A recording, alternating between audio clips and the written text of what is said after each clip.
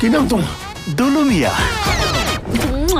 Super. তুফানের দিন সন্ধ্যায় প্রকাশ পেয়েছে ঢালিউড সুপারস্টার শাকিব খান অভিনীত প্রথম pan Indian cinema দরদের teaser.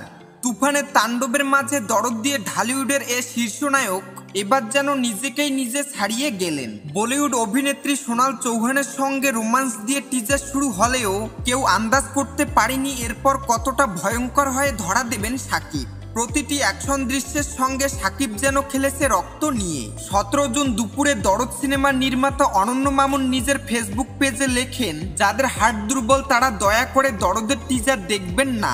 1 minute 24 সেকেন্ডের টিজারটিতে যেন সেই প্রমাণই দিলেন নির্মাতা। টিজারটি প্রকাশ্য আসার পর থেকে নেটিজেনদের প্রশংসা কুড়াচ্ছেন দরদ টিম, যা দেখে অনন্য মামুন বলতেই পারেন আমি তাহলে জিতেই গেলাম। এ বছরের সেপ্টেম্বরে মুক্তি পাবে দরদ। এ বিষয়টি আগেই জানিয়েছিলেন সিনেমার নির্মাতা অনন্য মামুন। এতে শাকিব খানের সঙ্গে জুটি বেঁধে অভিনয় করেছেন বলিউড অভিনেত্রী সোনাল চৌহান। সিনেমাটির শুটিং হয়েছে ভারতের বিভিন্ন লোকেশনে।